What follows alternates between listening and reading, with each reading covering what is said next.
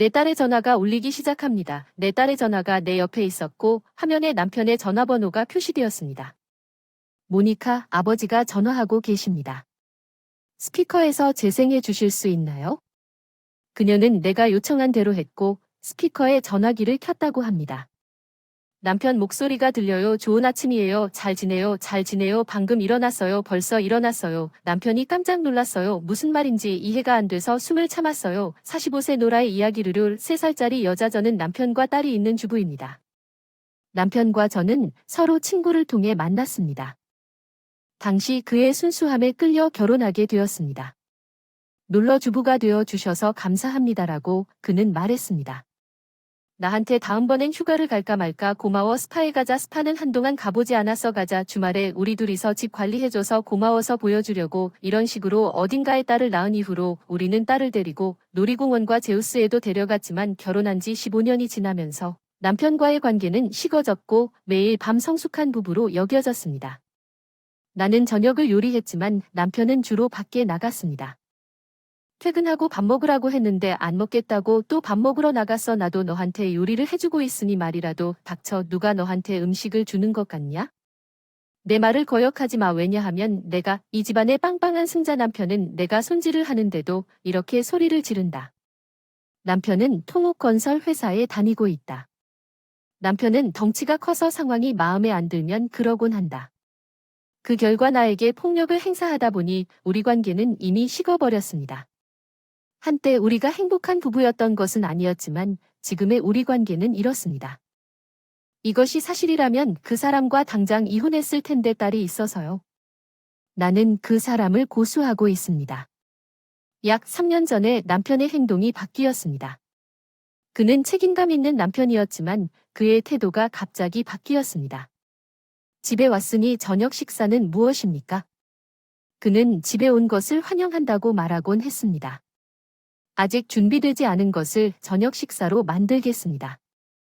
전혀 쓸모가 없어. 어디 가서 먹을 거야. 거의 다 됐어. 가장이 집에 오면 저녁을 준비하는 게 정상이야. 어쨌든 내가 외식하러 간다는 걸 이해 못하겠어. 잠깐만. 처음에는 그 사람이 불평만 했어. 저녁 식사가 준비되지 않은 채 옷을 입고 있다가 점차 난폭해진다. 눈에 띄는 곳에 멍이 든다. 남편이 변하기 시작했다. 올해부터 딸이 중학교 3학년이 되자 다음 학교를 선택해 계속 지내고 있다. 늦게까지 친구들과 공부도 하고 학원도 다니고 입시도 준비하기 위해 남편과 사이는 좋지 않지만 딸 앞에서는 평범한 커플처럼 행동해서 딸은 우리의 현재 상황이나 내가 어떤 일을 하고 있는지 모른다. 범함을 당한 남편은 딸 앞에서 자기가 얼마나 좋은 아빠인지 보여주려는 듯 웃지만 반항적인 딸은 늦게 들어와도 별로 관심이 없다. 딸이 저녁을 먹으며 맨날 나에게 전화한다. 친구들과 저녁 먹으러 나갔을 때 남편이 목욕하는 동안 딸이 집에 도착했어요. 집에 왔는데 배가 고파요. 모니카가 시간이 늦었으니 돌아오길 환영한다고 하더군요. 제가 저녁을 가볍게 차렸어요. 엄마 정말 잘했어요. 기다려요. 아빠 저녁 한 번 더 포기야. 외식한 것 같은데 오늘 또 나가서 뭐라도 말은 해야지. 모니카 맨날 공부하느라 피곤하겠지. 아니 괜찮아. 난 목표를 이루기 위해 열심히 노력 중이야. 어쨌든 반찬이 낭비될 것 같아. 감사할 수 있으면 학교에 데려다 주고 싶었는데 걱정하지 마세요. 당신 요리가 정말 훌륭해요. 아빠가 외식을 너무 자주 하지 않았으면 좋겠고 목욕을 하고 식사를 마치고 방으로 돌아왔으면 좋겠어요. 딸이 너무 힘든 시기를 보내고 있어서 지금은 이혼이 불가능해서 남편을 정의하지 않고 살아볼까 고민 중입니다. 남편의 냉담한 관계에 익숙해지고 있는데 남편이 또 한 가지 마음에 걸리는 것이 있습니다. 주말에는 딸을 친정으로 데려갑니다. 시댁은 차로 불과 몇 분 거리에 있습니다.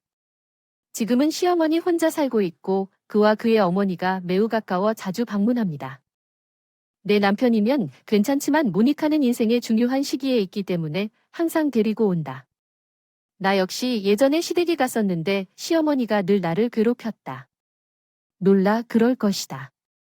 당신은 나를 위해 쇼핑하러 가는데 그녀는 나에게 케첩 기름 밥과 마실 것 좀 사줄 수 있냐고 물을 것입니다. 그리고 운전하는 대신 자전거를 타도 괜찮겠습니까? 그녀는 의도적으로 나에게 무거운 쇼핑을 하라고 요청했고 강제로 나에게 말했습니다.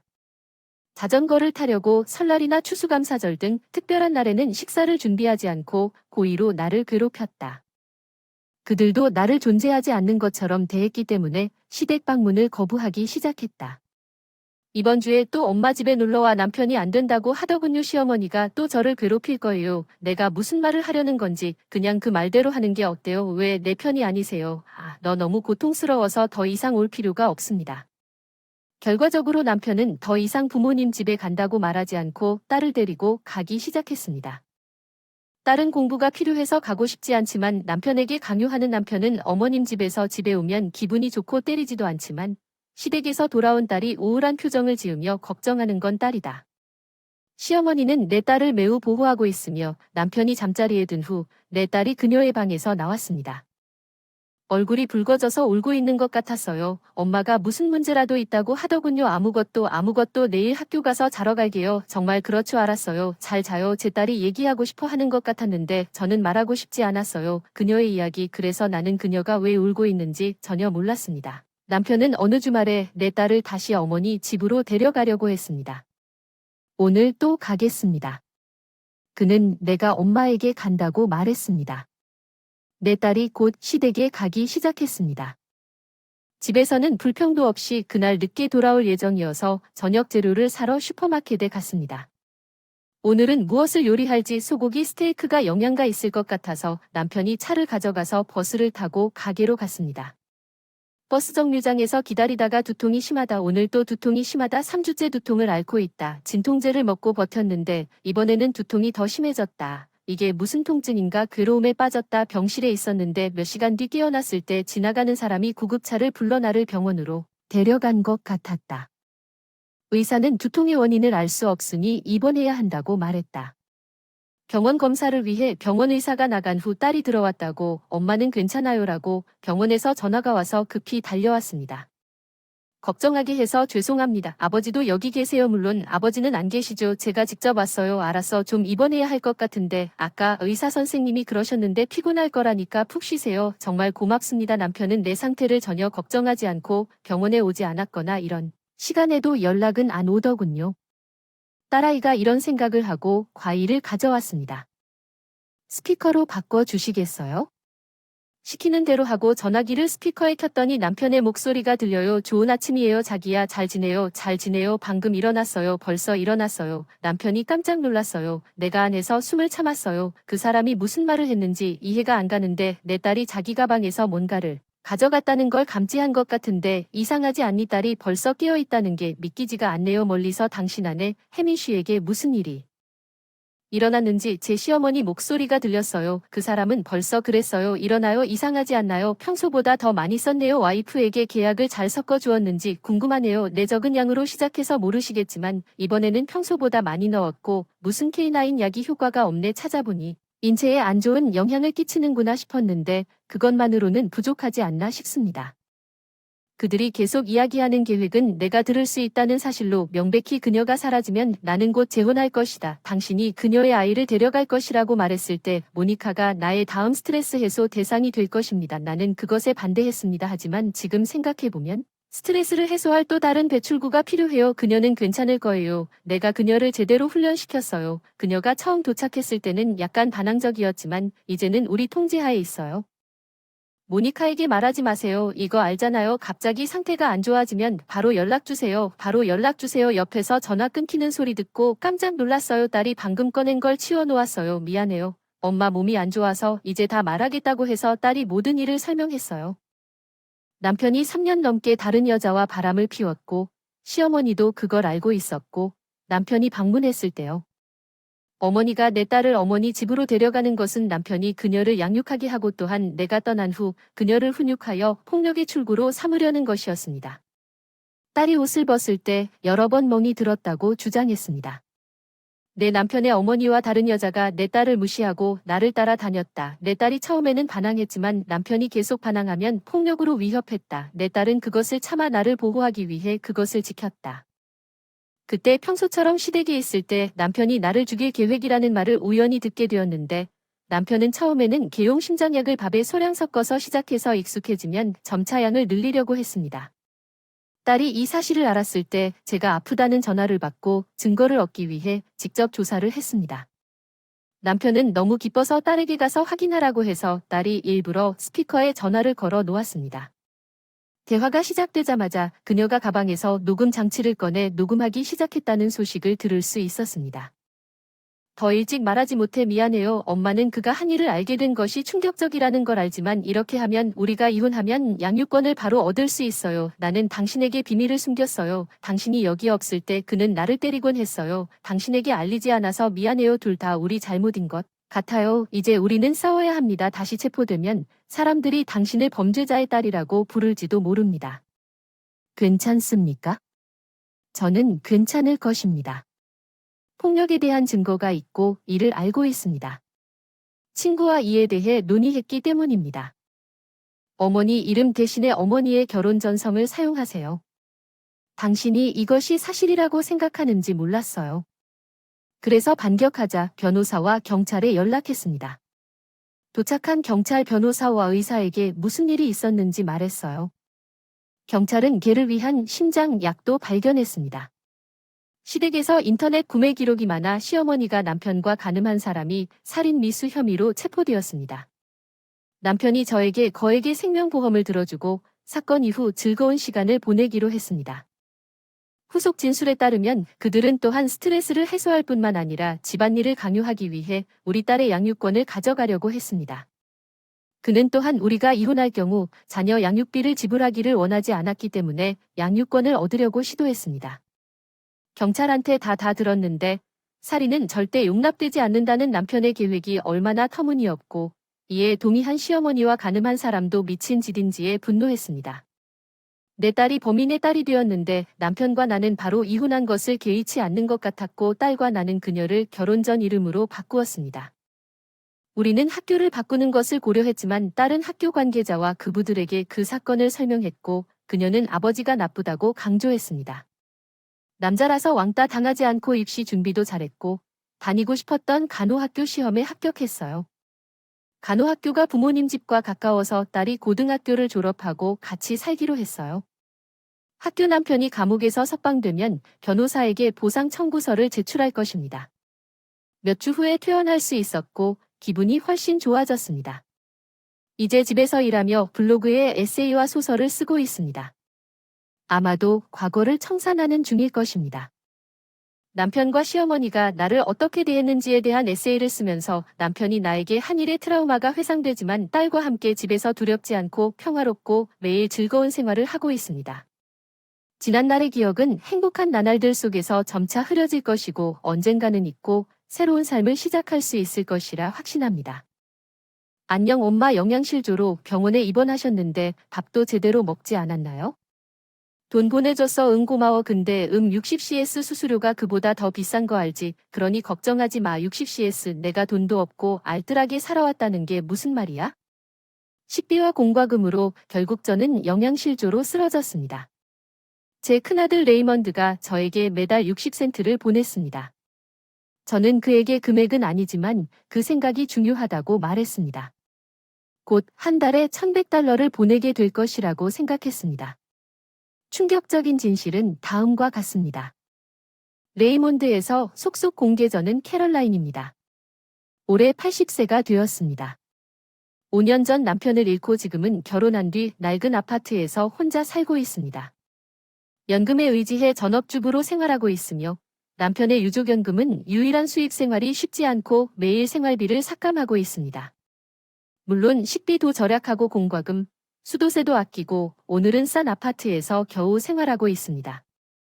아침부터 눈이 살짝 오는데 전기 절약을 위해 히터를 켜지 않는다. 집에서는 추위를 피하기 위해 다운 재킷과 따뜻한 바지를 겹쳐 입는다. 찬물에 숯을 피우다 손가락이 끼어 피가 난다. 동상에 걸렸다. 점심 식사 후 청소를 하다가 굳은 손끝을 비비다. 새빨갛게 부어오른 왼손. 며느리 사만다가 안녕 시어머니를 만나러 온다. 이번 주 약은 평소대로 $80야. 사만다는 매주 약을 가져온다. 레이먼드도 나를 돌봐주는데 큰 병원 약사로 바쁘기 때문에 사만다가 나를 돌봐준다.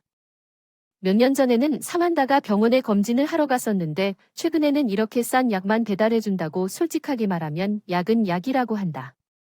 돈이 없는 나에게는 큰 비용이 들지만 약을 끊으면 불편함이 생긴다고 해서 매주 배달을 시키고 있다. 사만다는 레이먼드 같은 병원의 약사였는데 결혼 후 직장을 그만두고 지금은 아르바이트를 하고 있다. 동네 약국에서 난 항상 너의 도움에 감사하고 있어. 사만다, 그나저나 내가 서랍에 보관해 두었던 쌀과자 상자에 대해 아는 게 있니?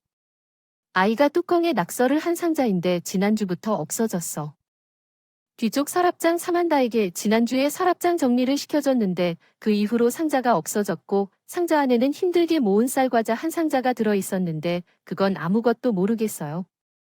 어쩌면 당신일지도 모르겠네요. 어딘가에 두고 잊어버렸을 수 있니 나를 비난하지 않겠습니까? 사만다는 의심에 상처를 받았을 것입니다. 약값을 가져가고 불쾌한 표정으로 떠났습니다. 약을 치운 후 나는 지팡이를 움켜쥐고 오늘은 우체국으로 갔습니다. 남편이 5년 전 세상을 떠난 후로 월말입니다. 펜 외에는 수입이 없었습니다. 저를 걱정해주는 아들 레이먼드가 매달 저에게 돈을 보내주고 있습니다. 제 통장이 ATM에서 빠져나갔습니다. 평소대로 예치금 60센트가 적혀 있었는데 보낸 금액이 너무 적어서 이체 수수료가 더 많이 나오는 것 같았는데 일상생활에는 별 도움이 안 되겠지만 중요하다고 생각해서 우체국을 다녀온 뒤 감사하게 생각합니다. 매주 들르면서 단골 청과점으로 향했다. 폐점 직전에 가게에 갔을 때 60대 활기 넘치는 주인 단내와 꽤 친해졌다. 팔리지 않고 멍든 야채를 할인된 가격에 구입할 수 있었다. 항상 그 가게에 갔다. 오늘 저녁에는 멍든 순무와 무하시든 시금치를 얻었습니다. 대인에게 감사를 표하고 집에 가서 돈을 아끼고 취미로 몇 년간 만들어온 비밀의 소금물 피클인 소금물에 순무와 무를 담그었습니다. 맛과 식감 모두 우수해요. 요즘 시금치와 피클로 간단하면서도 맛있는 저녁을 먹었어요. 요즘 건강이 안 좋아지고 있어요. 일어설 때 어지럽고 조금만 움직여도 숨이 차요. 손톱이랑 손끝도 쑤셔요. 컨디션이 안 좋은가? 식비를 아끼느라 밥을 잘 못 먹어서 몸이 약한가? 한 번만 데려다 줬는데 바빠서 시간이 없어요. 레이몬드도 쉬지 않고 일하고 있어요. 미안하지만 다음번에 해도 될까요? 생각보다 그렇게 급하지는 않아요. 사만다가 병원에 데려가는 걸 거부했어요. 가장 가까운 병원이 집에서 꽤 멀어서 파산해서 의료비뿐 아니라 교통비까지 감당할 수 없어요. 아, 그리고 레이먼드에게 연락하지 마세요. 그는 직장에서 중요한 시기에 무슨 일이 생기면 연락 주세요. 사만다는 그걸 강조했고 그러다가 전화를 끊고 한숨을 쉬고 찬물에 약을 먹던 어느 날 늘 청과물 가게에서 다나와 이야기를 나누다가 또다시 심한 어지럼증에 지팡이를 짚고 지탱하지 못하고 스파이 대인에 쪼그려 앉았다. 달려와서 괜찮냐고 얼굴을 들여다보니 어지럼증은 앉아도 가라앉지 않았다. 그냥 어지러움만 좀 있는 것뿐 아무 문제가 없다. 억지로 일어서려 했더니 갑자기 세상이 돌았다. 그리고 깨어났을 때 기절했어요. 병원 침대에 누워 있었어요. 대니 내 옆에 앉아 사주사를 맞고 있었어요. 대인에게서 이야기를 들었어요. 제가 녹색 식료품점에서 쓰러진 후에 그가 구급차를 불렀나 봐요. 저는 태어나서 밤새도록 잤어요. 병원에 데려왔더니 밖은 이미 밝았습니다. 의사 선생님은 제가 말하지도 못한 심각한 영양실조로 빈혈이 있다고 설명하셨습니다. 일찍 나가라고 했는데 의사가 나한테 일주일 동안 입원해야 한다고 해서 캐롤라인 난 항상 밥 잘 먹으라고 말했어. 갑자기 쓰러졌을 때 놀랐어. 데이는 항상 내 건강을 걱정해서 걱정하게 해서 미안하지만 그럴 여유가 없어. 돈은 없나요? 장남은 의사인가? 뭐 그렇죠. 병원에서 일하면서 월급도 많이 벌고 있을 텐데 돈이라도 좀 보내드릴 수 있을 텐데 약사라 응원을 받고 있는데 웃네요. 어색하게 입을 다물고 레이먼드에게 월 용돈을 받지만 너무 적어서 사만다에게 줬던 주간 약비로 생활비를 보탬이 되기엔 연금도 많이 삭감됐는데 데이는 돈을 더 받아야 한다고 하는데 머뭇거린다. 남이 번 돈은 가족인데도 받아주는데 지금 걱정되는 건 입원비, 생활비 부족, 이렇게 높은 의료비도 감당할 수 없을 것 같고 소중한 쌀국수 장아찌도 걱정됩니다. 3일에 한 번씩 저어주지 마세요. 대인이 가게에 돌아와줘서 고맙다고 인사하고 나면 상할 거예요. 사만다에게 연락하기 위해 휴대폰을 뒤졌죠. 화면을 보면서요. 배터리가 방전된 걸 봤어요. 사만다 전화번호는 기억나지 않지만요. 레이몬드 집 전화번호랑 비슷해서 외워서 사만다가 레이몬드한테 연락하지 말라고 했는데 이런 일이 있어서 피할 수 없어 레이몬드한테 전화하려고 병원 전화 빌려왔어. 안녕. 아, 다행이다. 레이몬드랑 연결한 지 꽤 됐어. 내 엄마야. 일하는 중에 전화해서 미안해요. 사만다가 금지했는데 가끔 레이몬드에게 전화했어요. 단지 그의 쾌활한 목소리를 듣고 싶었지만 왠지 그는 내 전화를 받지 않았습니다. 그는 일이 너무 바빠서 어차피 전화를 받을 수 없었기 때문입니다. 이 중요한 시기에 전화가 연결돼서 누구일까 싶었는데 엄마한테 전화한 지 꽤 됐는데 어디에서 전화하는 거야? 큰아들 걱정은 안 했지만 병원에 있다는 걸 인정하고 깜짝 놀란 레이먼드에게 간단히 설명했다. 내가 쓰러져서 병원에 입원하게 됐어. 영양실조. 엄마 밥을 제대로 못 먹은 거야. 그래서 돈을 보내왔어. 내 응원이 나에게 큰 의미가 있어서 정말 감사하지만 60센트가 더 비쌀 수도 있다는 걸 알잖아. 수수료가 있으니 너무 걱정하지 마세요. 레이먼드가 드디어 말을 쥐어짜듯 말하네요. 잠깐 저도 궁금하지만 영양실조라고 하셨죠? 그렇죠. 엄마는 매달 병원에 가셔서 약도 드셔야 했을 텐데 지금까지 의사가 아무 말도 하지 않았나요? 네, 약을 받고 있어요. 서맨서가 매주 집에 배달해요. 최근 몇 년 동안 병원에 가지 않았어요. 심한 현기증과 심기항진을 겪고 있어서 가능하다면 병원에 가고 싶었는데 서맨서가 그러더군요. 바쁘니까 다음번에는 매주 약만 드세요. 레이몬드 듣고 계시나요? 레이몬드가 전화로 뭐 중얼중얼 하는데 어쨌든 뭔가 걱정하는 것 같네요. 바쁜 건 알지만 다음번에는 OD랑 보험카드 좀 가져다 주시겠어요? 쉬는 날에는 소금물 장아찌를 3일에 한 번씩 섞어 주세요. 알겠습니다. 부모님 집 열쇠가 있으니 오늘은 일찍 퇴근하고 갈게요. 병원비는 걱정하지 말고 있을게요. 저녁쯤에는 레이먼드가 이상하게 바쁜 것 같은데 바로 올 수 있어서 감사해요. 손을 잘 씻고 맨손으로 피클을 섞어주세요. 엄마 나 여기 있어요. 레이먼드가 통화한 후 기분은 어때요? 괜찮으세요? 오후에 일찍 퇴근한 듯 집에서 가져온 옷과 소지품을 정리하다 최근 집에 있었던 일을 자세히 묻는다. 내 건강 약 4만다. 오늘 아침에 전화통화의 연속인 것 같다. 통장도 집에서 가져와서 같이 열어서 5년 전부터 입금 60센트가 연이어 들어왔어. 오늘 아침 통화부터 레이몬드는 맹렬한 표정으로 노려본다. 레이몬드의 행동이 이상하다. 무슨 일이 일어난다. 직장에서 나는 그에게 한 달에 두세 번 전화를 걸었지만 한 번도 전화를 걸지 않았고 내 전화에도 응답하지 않았기 때문에 그가 매우 바빴을 것이라고 생각했습니다. 오늘 그를 일찍 퇴근하게 한 것이 안타깝습니다.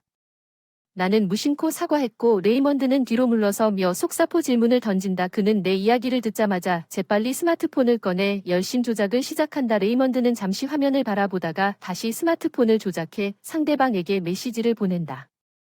그런 다음 서맨서는 배낭을 움켜쥐고 곧 돌아올 것이라고 말했습니다. 그는 방을 남겨두고 나갑니다. 나는 이상한 KM 느낌을 느꼈지만 어쨌든 그날 저녁 침대에 누웠습니다.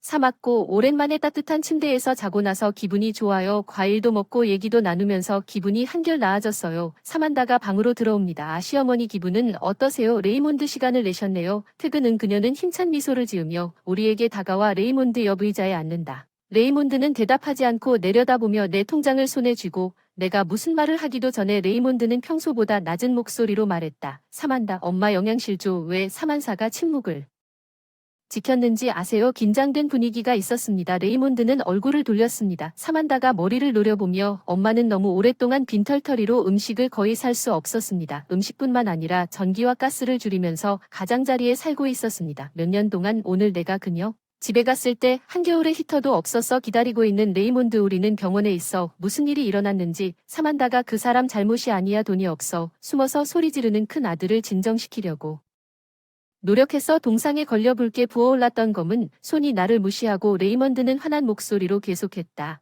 엄마에게 매달 $1,100를 보내달라고 했지.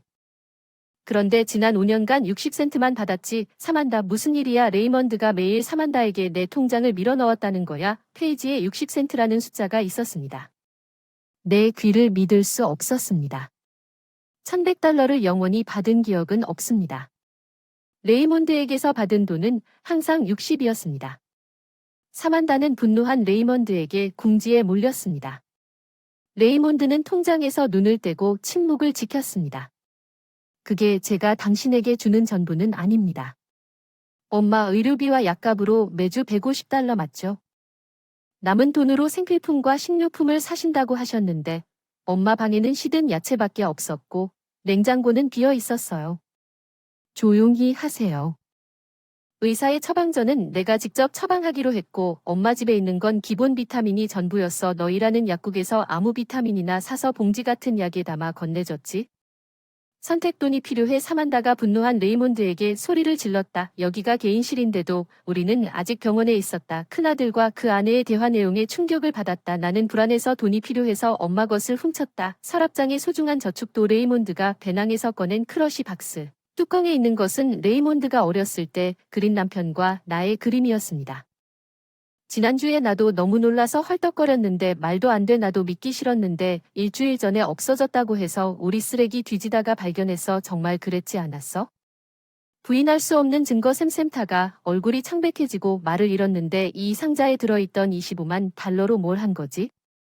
응 그리고 매달 엄마에게 보내기로 한 $1,100 병원비랑 약값 다 어디 갔어 잔소리는 그만해 남은 돈이 없네 상자만 쳐다보며 떨던 사만다가 결국 자리에서 일어나.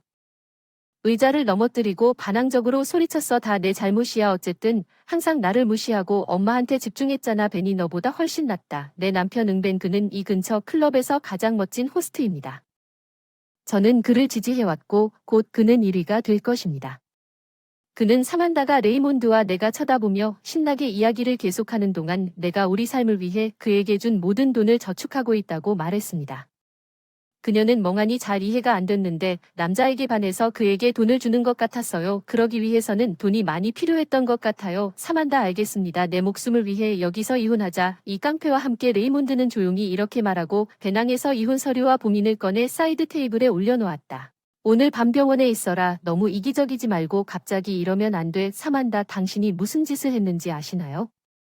돈을 훔쳐 약을 훔친 가짜 약을 훔쳐 이혼하고 싶지 않다면 경찰에 바로 가겠습니다. 대신 폴리 사만다 그 자신감에 차있던 레이몬드의 위협적인 시선에 움찔하더니 결국 눈물 흘리는 변명을 하기 시작했다. 나는 선택의 여지가 없었다. 내 알바가 부족해서 내가 보내준 돈과 약값에서 조금 가져갔지만 둘 다 아닌데도 잘못된 건 알아 너도. 네. 엄마도 몇 년 동안 눈치채지 않았지. 둘 다 책임을 공유하고 있는 것 같아 언제 그랬는지는 모르겠지만 내 전화를 뒤져 엄마 번호까지 차단했고 나한테 연락하지 말라고까지 한 거 아니냐?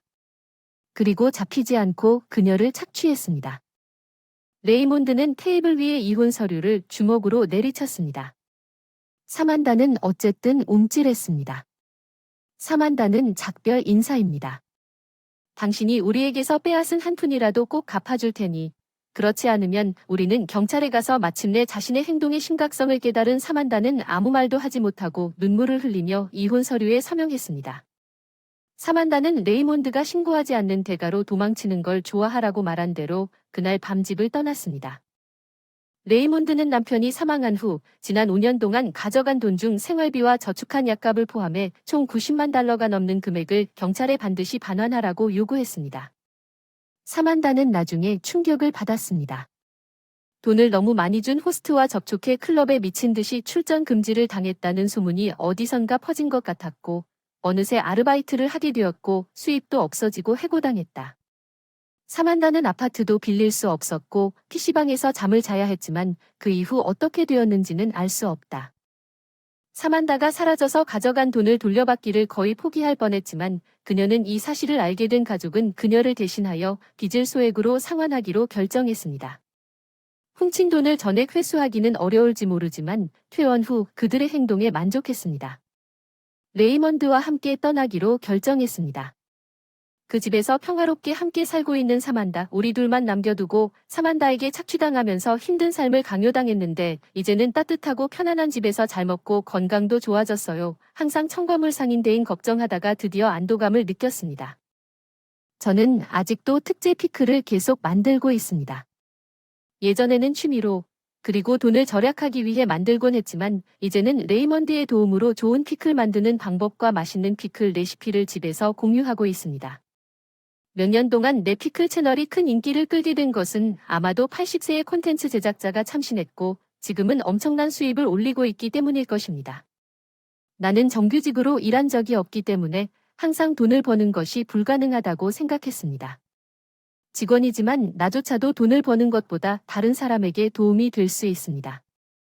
다른 사람에게 기쁨을 주는 행복을 알게 되었고 이제는 매일매일 충실한 삶을 살고 있습니다. 제 이름은 에멀리 데이비스이고 요리 학교를 졸업한 후 21살입니다. 나는 부모님이 소유한 커피숍에서 일하기 시작했고 운영하고 있습니다. 우리는 많은 단골 고객을 보유하고 있으며 우리 마을에서 이 사랑받는 장소를 정말 좋아합니다. 공부하는 동안 일하는 것이 다른 것보다 더 힘들었음에도 불구하고 오랫동안 이 가게를 운영해 오신 부모님에 대해 엄청난 존경심을 가지고 있습니다. 나는 만족스러운 일상에 만족하고 있다고 생각했는데 바부의 전화가 이 일상을 방해했습니다. 갑자기 전화가 왔습니다. 아내에게 사고가 발생했습니다. 바부는 전화 통화 중에 유난히 당황한 것 같았습니다. 부모님과 저는 자세한 내용은 몰랐습니다. 사고로 인해 우리는 제 처제밥이 병원에 있는 동안 자신의 아이들을 돌봐달라고 부탁했고 제 조카들이 아직 어려서 병원에 가기 전에 많은 관심이 필요하다는 점에 흔쾌히 동의했습니다. 밥도 아이를 우리 커피숍으로 데리고 왔는데 그들은 무슨 일이 일어나고 있는지 어리둥절해하는 것 같았지만 나는 그들을 안심시키기 위해 그들을 가게로 맞이했습니다. 우리는 2시간 후에 바부로부터 또 다른 전화를 받았습니다. 우리는 제 처제가 생명은 위험하지 않았지만 발을 심하게 삐었기 때문에 잠시 집에서 쉬어야 했기 때문에 밥은 우리에게 좀 더 아이들을 계속 돌봐달라고 부탁했습니다. 나는 부모님이 커피숍을 운영해야 하고 나는 찢어졌습니다. 거기도 직원으로 일을 하고 있어서 매일 하는 건 불가능할 것 같아서 부모님과 의논 끝에 조카들을 2주 정도 돌보기로 했고 처음에는 제가 감당할 수 있을지 불안했어요. 조카들을 제대로 보살펴 주었지만 그들은 빨리 나에게 따뜻해졌고 특별히 요구하지 않고 잘 행동했기 때문에 아이들을 돌보는 것이 익숙하지 않았기 때문에 상황이 어려울 때 어머니가 나를 지원해 주셨습니다. 이 몇 주 후에 제가 조카들을 돌봐야 할 필요성이 사라졌고 생활이 정상으로 돌아왔지만 바부로부터 또 전화를 받았습니다. 그는 제 아내가 아직 몸이 좋지 않다고 말했습니다. 아내가 있을 때 아이들을 돌봐주시면 감사하겠습니다. 솔직히 도움을 청합니다. 결국 그때는 어떻게 해야 할지 몰랐습니다. 조카들을 방치하는 것이 차마 견딜 수 없어서 며칠만 지나면 가끔은 할 수 있을 거라 답했습니다. 법에서 내일 애들 좀 봐줄 수 있냐고 문자 보내서 형수님이 도와달라고 한날에 알았어라고 대답해서 아침에 조카들을 데리러 갔는데 유치원에 데려다 주고 집에 데려와서 오후에는 그들을 돌보기 위해 어머니가 가끔 들러서 저녁 식사를 하고 아이들을 목욕시킨 후 밥이 데리러 오기를 기다렸습니다. 밥이 도착했을 때 나는 어머니가 그에게 가져온 저녁 식사를 그에게 건네주었습니다. 그의 아내는 그것이 생명의 은인이라고 말했습니다. 그는 아이들을 데리고 솔직하게 집에 돌아갔습니다. 나는 이 모든 것이 필요한지 궁금했고 익숙하지 않은 일에 지쳤지만 어머니와 내가 스스로를 부양하기 위해 바부의 가족을 떠날 수는 없었습니다. 그러면 며칠 뒤에 형수한테 문자가 왔어요. 저번처럼 아이들을 다시 도와줄 수 있겠어요? 아침에 아이들을 데리러 유치원으로 가던데요. 유치원 선생님이 그러시네요. 저를 기억해줘서 하차 과정이 더 순조롭게 진행됐어요. 남학생들은 에밀리에게 안녕이라며 손을 흔들었고 그 후 아무 소란 없이 행복하게 유치원으로 나갔습니다. 그 후 저는 부모님이 일하시는 카페에서 일을 도왔지만 시간이 얼마 남지 않았습니다. 다시 아이들을 데리러 갈 시간이다. 아버지가 시간을 가리키며 나는 재빨리 유치원 카페를 나왔다. 아이들이 나올 때까지 기다리는 동안 이미 몇몇 사람들이 아이들을 데리러 기다리고 있었다. 뒤에서 누군가가 나를 불렀다. 에밀리, 나는 학교에서 아는 선배를 보고 깜짝 놀랐다.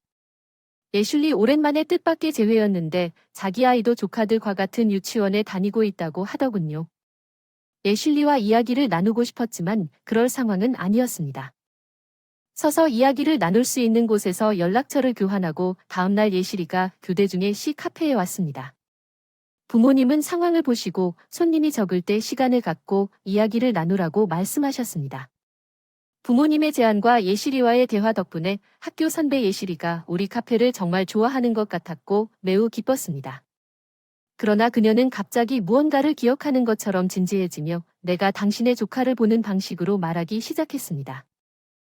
엄마, 저번에 예상치 못한 주제에 놀라서 눈을 깜빡이고 그냥 고개를 끄덕였어요. 정말 그래, 엄마에게 말을 한 적은 없지만 이전에 얘기한 적이 있어서 엄마인 건 확실하지만 예실이가 힘들어하는 것 같았어요. 내 관심을 끄는 올바른 단어를 찾아서 그녀에게 그녀의 말 내용을 계속하라고 촉구했습니다. 나를 놀라게 했습니다. 게다가 엄마가 예실이의 대화를 우연히 듣고 예실이가 떠난 후 우리와 눈이 마주친 것 같았습니다. 나는 엄마에게 눈이 든 내용에 대해 어떻게 생각하는지 물었습니다.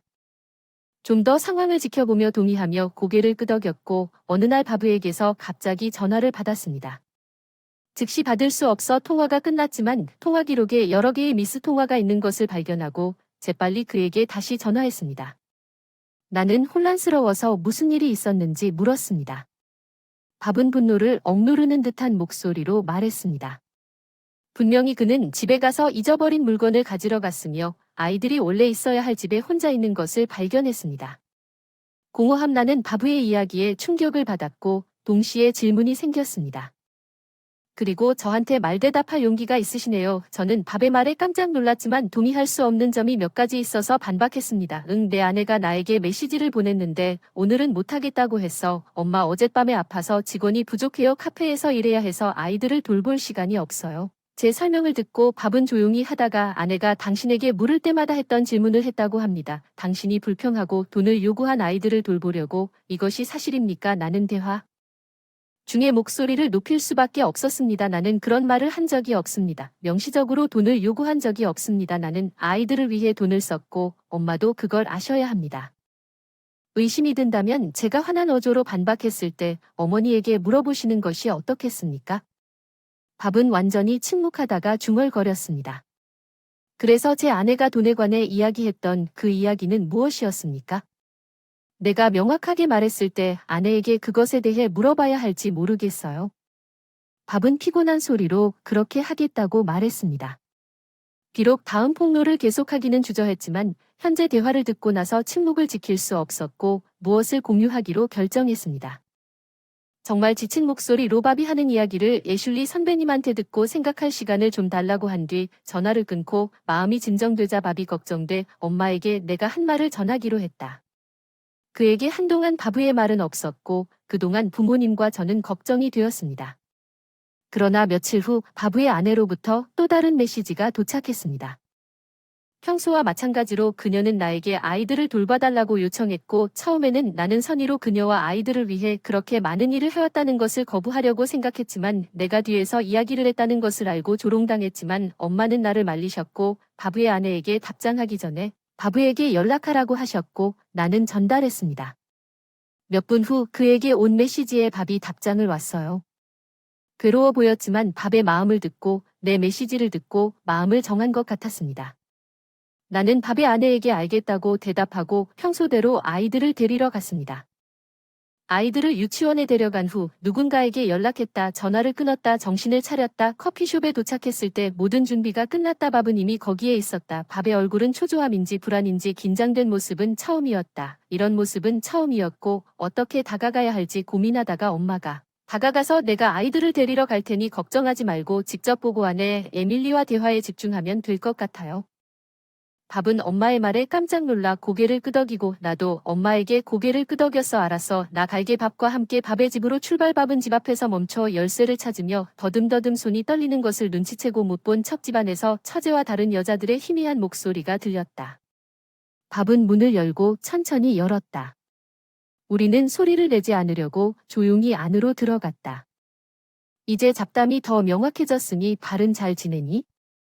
그 여자의 질문에 형수가 대답하는 소리가 들렸다. 아, 괜찮아. 거의 다 나았어. 아, 알았어. 최근에 느꼈던 이상한 감정이 잠시 해소된 것 같았다. 형수님이 말씀하신 것에 집중했지만 완전히 낫고 나면 아마 남편이 알게 될 것이고 저는 지금처럼 돌아다닐 수 없을 것입니다. 아, 맞죠. 형수님과 형님 부모님이 돌보고 계십니다. 아이들이 참 운이 좋구나. 에밀리가 결혼하지 않아서 정말 다행이다. 형수 말을 들으며 백수 미혼모가 집에서 생활하게 되어 너무 감사하다. 분노로 몸이 뜨거워지는 것을 느꼈다. 형수에게 착취당할지도 모른다는 생각이 들었지만 이렇게 생각할 줄은 몰랐다. 한계에 다다랐을 때 거실 문을 열고 달려든 형수는 충격받은 표정을 지었다. 나를 보고 노려보며 응, 나 결혼도 안 하고 집에서 살고 있는데 딱히 아이돌은 아닌데 너희들이 힘들어서 도와주는 줄 알았는데 내가 그런 얘기를 할 줄은 몰랐어. 그런데 형수는 내가 왜 여기 있는지, 내가 어떻게 집에 들어왔는지에 더 관심이 있는 것 같았다. 나를 보더니 뭐야, 너 어떻게 집에 들어왔느냐고 하다가 내 어깨를 두드리며 밟았다. 그녀가 마침내 바브를 알아차렸을 때 그녀의 눈은 나만큼 차갑지는 않더라도 나만큼 차가운 목소리로 커졌다. 밥은 내가 우리를 받아들인다고 말했다. 당신은 지금까지 나에게 거짓말을 했어? 당신은 최악이야. 내가 준 돈을 사용한 거야? 에밀리한테 주는 대신 너한테 주려고. 형수는 시트처럼 하얗게 질렸지 않니? 나는 형수 친구들에게 다가가서 이제 모두들 어색한 표정을 지으며 떠나야 할 때라고 말했다. 그때 저와 눈을 마주친 사람이 있었는데 그녀가 떠날 때 예실이 선배였습니다. 예실이는 이전에 제 처제와 교류한 적이 있었지만 그녀는 제 처제의 최근 행동에 대해 약간의 걱정을 하는 것 같았고, 우리가 예기치 않게 다시 만난 그녀는 친구들이 모두 떠나자 이 상황을 도와주겠다고 제안했습니다. 형수는 이야기를 짧게 만들기 위해 눈물을 흘리기 시작했습니다. 이것은 둘째 아이가 태어나서 아이들을 돌보게 된 이후로 그녀가 변명한 이야기였습니다. 점점 어려워지는데 밥은 항상 일이 바빠서 육아나 집안일을 돕지 못했어요. 엄마가 다치셨을 때 힘드셨고 제가 도와주기 시작했고 덕분에 엄마는 우리에게 의지하게 됐어요. 밥이 그녀에게 준 돈은 결혼한 이후로 가처분 소득이 없었고 이 때문에 돈을 사용하는 것을 거부할 수 없었습니다. 솔직히 나는 형수의 변명에 확신이 없었습니다. 아마도 내 감정을 바브이 제안한 시간이었을 것입니다. 그날 떠나려고 밤내 집에서 나와 집에 오니 어머니는 걱정스러운 표정으로 기다리고 계셨다. 아버지가 조카들을 돌보시는 것 같아서 이 기회에 어머니에게 모든 것을 설명했다. 복잡한 표정을 지으며 이제 둘 사이에 문제가 있는 것 같다며 조카들에게로 돌아갔다. 상황을 전혀 모르는 조카들은 복잡한 감정이 교차하면서도 웃으며 인사하며 에밀리 이모를 불렀다. 내 얼굴에 그것을 나타내지 않으려고 최선을 다했고 몇 시간 후에 조카들에게 응답했습니다. 밥은 집에 돌아와서 오늘 밤 우리 부모님 집에 머물겠다고 말했습니다. 어머니는 밥의 생각을 이해하는 듯 보였고 단지 아이들을 둔 후 알겠습니다라고 대답했습니다. 잠자리에 들 때 밥은 자신의 결정을 부모님과 나에게 설명했습니다. 이번에는 그녀와 이혼하지 않겠습니다. 하지만 그녀가 같은 실수를 반복한다면 이혼을 고려할 것입니다. 에밀리, 당신이 겪은 일에 대해 미안하고 당신도 엄마 안 돼요. 알겠습니다. 하지만 그게 당신이 원하는 건가요? 형제관계가 걱정되어 밥에게 물었습니다.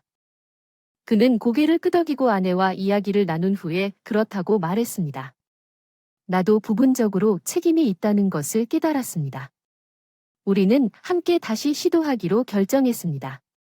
나는 밥에게 무엇을 물었습니다. 그 말은 내가 일에만 전념하고 아내에게 전혀 관심을 기울이지 않았다는 뜻이었습니다. 또한 아이들도 전적으로 아내에게 맡겼습니다. 이제 이것이 아내에게 과도한 압력을 가했을 수도 있고 내가 우리 아이들에게 불공평했다는 것을 깨달았습니다. 바브의 말을 들으며 그들과 더 좋은 시간을 보냈어야 했는데 솔직히 엇갈린 감정이 들었지만 엄마는 개인으로서는 알지만 아내가 우리에게 한 일을 용서하기 어렵다고 말씀하셨습니다.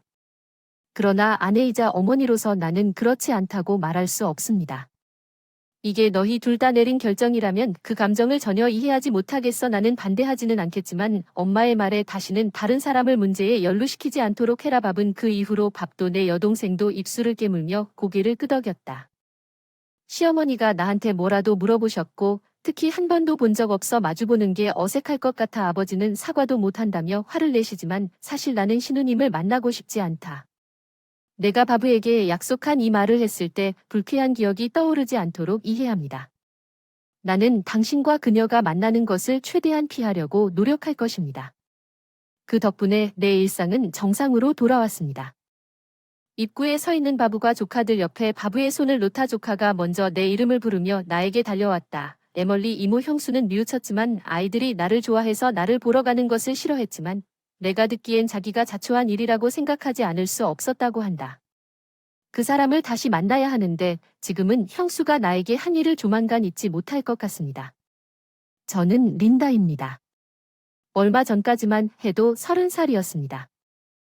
약국 직원으로 일했는데 지금은 출산 휴가로 3개월 된 딸을 키우고 있어요. 남편 존이 의료계에 일해요. 3년 사귄 동료를 통해 만나 결혼하고 딸이 태어났어요. 원래는 작은 아파트에 임대해서 살 생각이었어요. 3인 가족으로 행복하게 지내고 있는데 시어머니가 계속 같이 살자고 고집하셨어요. 시아버지가 몇 년 전 병으로 돌아가시고 지금은 혼자 집에 사세요. 남편에게는 형이 있어요. 원래 계획은 그의 형이 가업을 물려받는 것이었지만 그들은 항상 어머니와 불안정한 관계를 유지해왔습니다. 그의 형은 그림 그리기를 좋아했고 어머니의 반대에도 불구하고 애니메이션 산업에서 일하고 싶어 보스턴으로 이사했습니다. 그의 꿈 글쎄요. 시어머니는 늘 간섭을 많이 하시는 편이셨고, 형부가 아르바이트를 좀 늦게 끝내면 무슨 일이 일어나는지 다 알아야 하는 타입이셨어요. 직장에서 그가 아직 거기 있는지 확인하기 위해 우리가 몇 번이나 그만하라고 요청했지만 그녀는 울면서 단지 당신이 걱정돼서 왜 나에게 그런 말을 하겠습니까? 결국 형부는 너무 지쳤습니다. 그는 고등학교를 졸업하고 바로 이사했습니다. 나는 그를 비난할 수 없습니다. 나도 똑같이 했을 것입니다. 처남뿐만 아니라 남편도 시어머니의 행동에 상당한 문제가 있었습니다. 시어머니는 그가 너무 실망스럽다고 말하는 것을 이해하지 못하는 것 같습니다. 우리가 만날 때마다 어떻게 그가 부모님의 기대를 배신할 수 있겠습니까? 형부가 돌아가신 시어머니가 계속 외롭다고 동거하면서 같이 살자고 해서 큰 부탁이었는데 울고 있는 모습이 안타까웠어요. 남편 집이 시골에 땅이 많았어요. 거기에 집을 지었는데 형부가 그 집에 살게 될 거라 생각해서 우리는 이웃이니까 그곳으로 이사하기로 했어요. 우리는 가족일 수도 있지만 우리 생활에 간섭하지 않는다는 몇 가지 기본 규칙을 세웠어요. 규칙을 지키지 않고 우리 집에 들어오지 마세요. 시어머니가 아마도 우리 삶에 참여하고 싶어 할 거라는 걸 알았어요. 나는 이미 그녀의 눈에서 열망을 볼 수 있었지만 감사하게도 그녀가 우리의 행복을 방해하도록 놔둘 수는 없었습니다. 내 남편은 그녀에게 확고했고 그녀는 마지못해 탐욕스러워서 알겠습니다. 이해합니다. 어쩌면 그녀는 우리가 떠나는 것이 그녀에게 최선의 이익이 아닐 것이라는 것을 깨달았기 때문에 그녀는 한동안 남편의 말을 들었습니다. 그녀는 전화할 거리를 정말로 유지했습니다. 딸을 만나러 방문하기 전에는 모든 일이 잘 진행되는 것 같았습니다.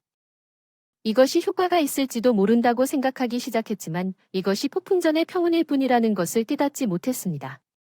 우리 딸은 심한 산통을 앓고 매일 밤 큰 소리로 울었습니다. 기저귀 가는 것까지 먹여줬는데 아무 소용이 없어. 괜찮아. 왜 그래? 제니퍼가 울고 있는 딸을 안고 나는 부드럽게 그녀의 등을 토닥여줘서 아기가 심한 배앓이를 하면 드라이브하러 데려가겠다고 했던 친구가 기억나서 나도 시도해봤어. 그리고 내 딸은 차에서 잠들곤 했지만 우리가 집에 오자마자 일어나곤 했는데 그게 별로 도움이 되지 않았어. 스트레스도 별로 없었는데 최근에 또 다른 문제가 있어서 시어머니가 깜짝 방문을 하기 시작했어.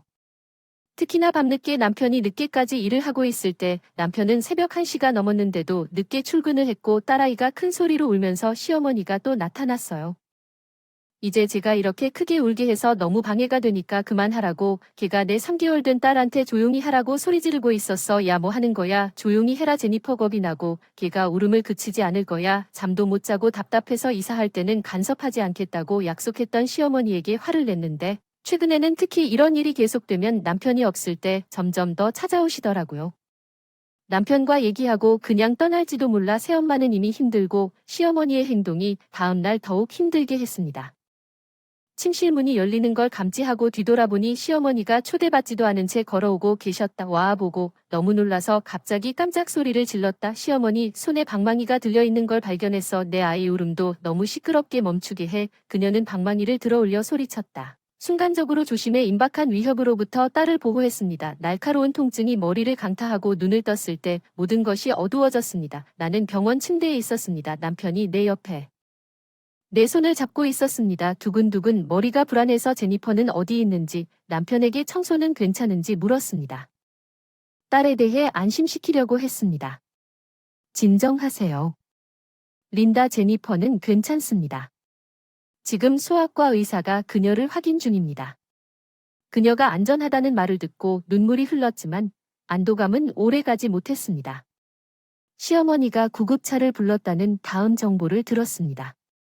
그녀의 이야기는 터무니없었고 한밤중에 큰 소리가 들렸다고 주장했으며 우리 집을 확인했을 때 피 웅덩이에 누워있는 것을 발견했습니다.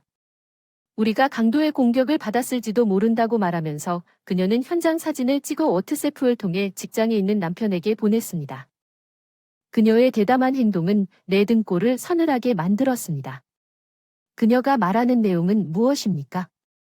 맞아요. 왜 저 사람이 도둑 이야기를 조작하는 건지 잊을 수 없어요. 그 순간 용서해 주세요. 시어머니의 행동을 남편에게 다 털어놨어요. 우리 딸에게 무슨 일이 있었다면 어떡하지 더 빨리 말했어야 했는데 생각만 해도 지쳐버렸어요. 남편은 경계를 지키기로 합의했음에도 불구하고 모든 것을 듣고 얼굴이 붉어졌습니다.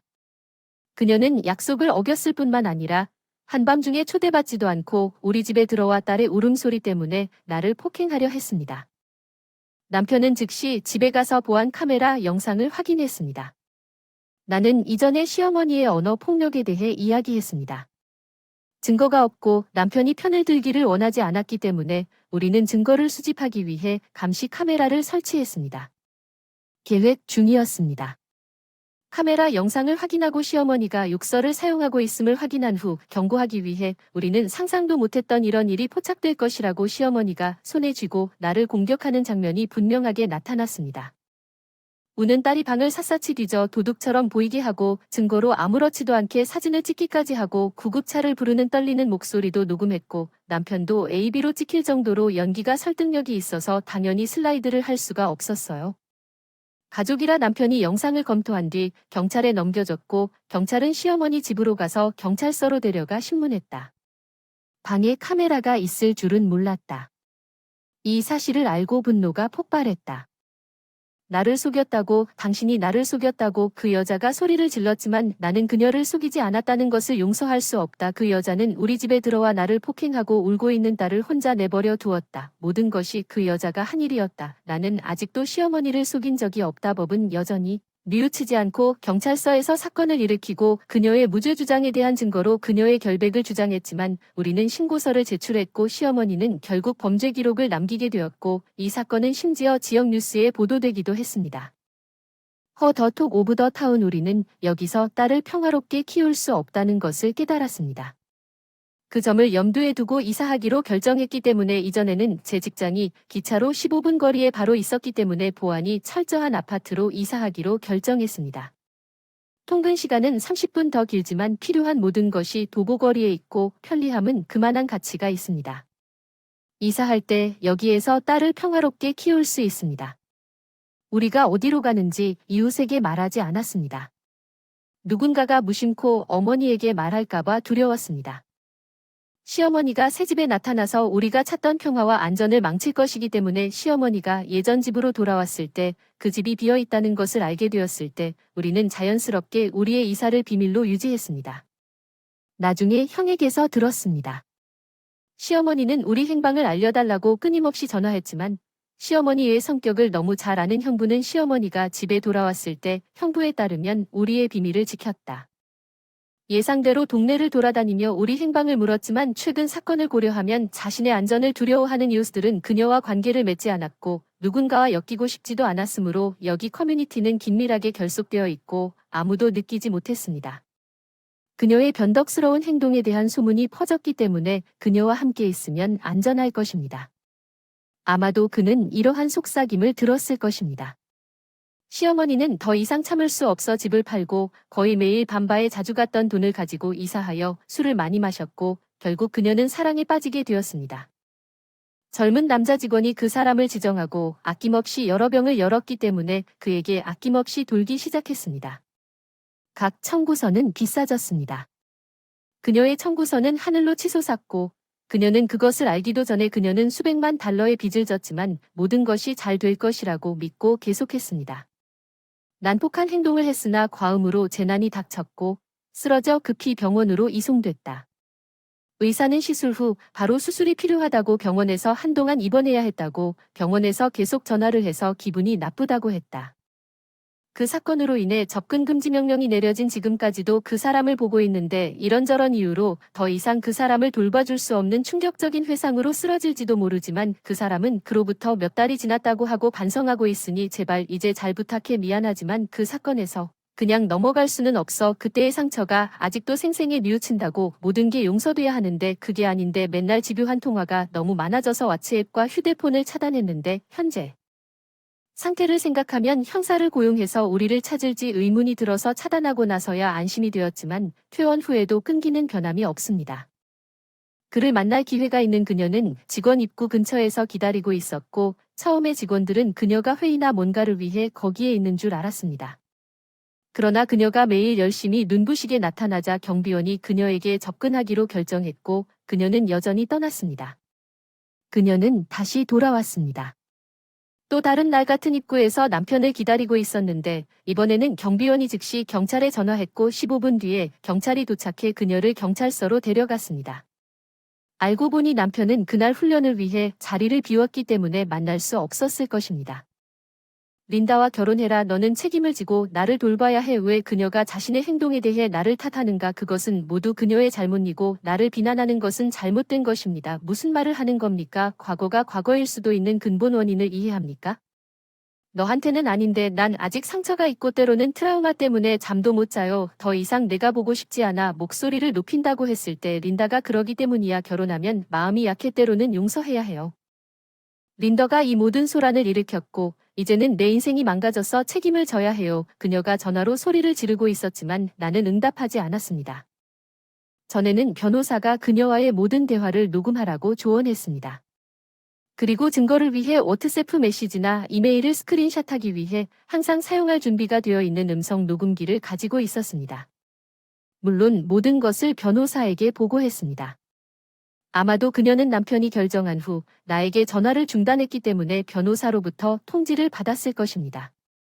그가 그녀에게 전화한 마지막 지푸라기였으며 그녀가 이런 행동을 계속하면 우리는 다시 경찰에 신고할 것이라고 경고했고 우리가 휴대폰 번호를 바꾸자마자 그는 즉시 전화를 끊었습니다.